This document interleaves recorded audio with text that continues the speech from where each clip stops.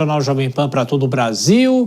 O presidente da Comissão Europeia afirma que há um número suficiente de estados integrantes do bloco para apoiar o acordo comercial com o Mercosul. Nessa discussão interminável, principalmente ao longo desse ano, e a expectativa agora é saber se o acordo vai sair no ano que vem. Ficou mesmo para janeiro? Luca Bassani, nosso microfone internacional. Boa noite para você, bem-vindo.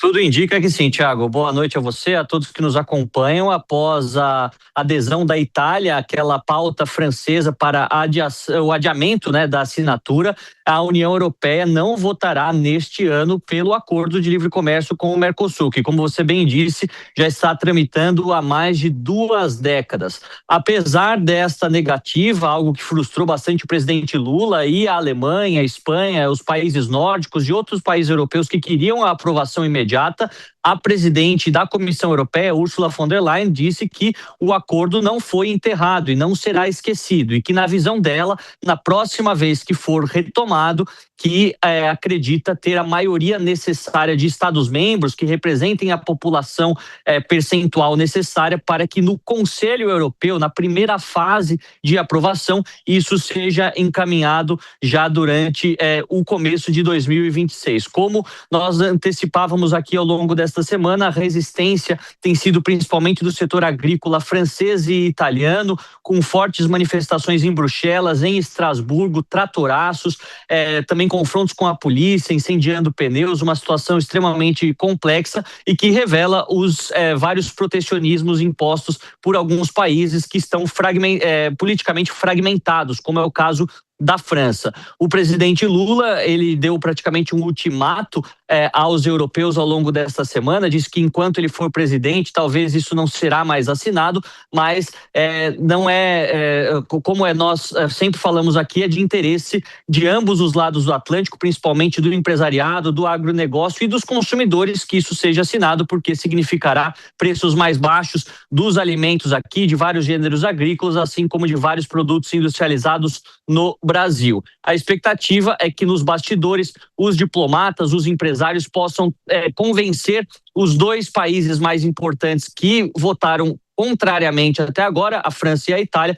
para que isso possa ser revisto em 2026, esse que marcará provavelmente o 27º ano em que isso já é comentado, se nós considerarmos que desde Fernando Henrique Cardoso, no seu segundo governo, em 1999, isso tem sido já discutido. Luca Bassani, então amanhã a gente vai acompanhar a cúpula do Mercosul e saber efetivamente se há alguma possibilidade de um acordo agora ou se vai realmente ficar para o ano que vem, que é o mais provável, e se o acordo sair. Luca Bassani, bom fim de semana para você, a gente volta a se falar. Deixa eu chamar a Denise Campos de Toledo.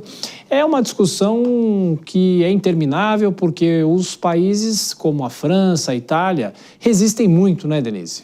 Exatamente, Tiago. Mesmo que fosse acertado esse acordo nos termos em que vinha sendo discutido, tem a questão das salvaguardas, que poderia minimizar os efeitos esperados, principalmente para o agro brasileiro, porque desde o início eles colocaram essa questão: se houvesse uma concorrência desfavorável demais a determinados setores dos países europeus, poderia ser suspensa a condição de livre comércio.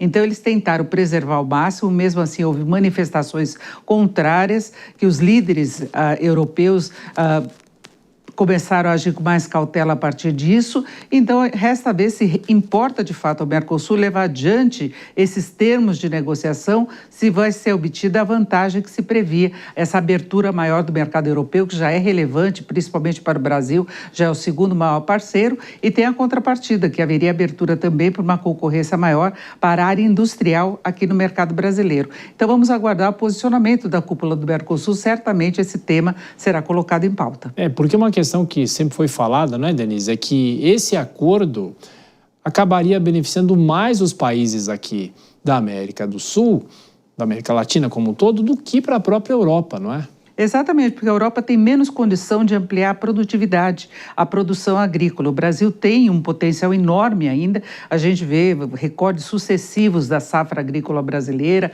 mesmo da pecuária, então tem uma condição de concorrência muito maior em vários mercados. O Brasil tem um posicionamento claro, é líder em vários produtos, oferta global, então a Europa vê isso com uma certa cautela, porque tem suas limitações para ampliação e ter uma competitividade muito maior. Então, daí a reação muito pesada, inclusive em alguns países, com manifestações mesmo nas ruas. Inclusive, Macron foi muito alvo dessas manifestações, tanto na residência dele em Paris, como na praia. Então, ele teve esses problemas assim pessoais e eles têm preocupação política. Não se trata apenas de preocupação com relação a desdobramentos econômicos dos países, mas também desdobramentos políticos.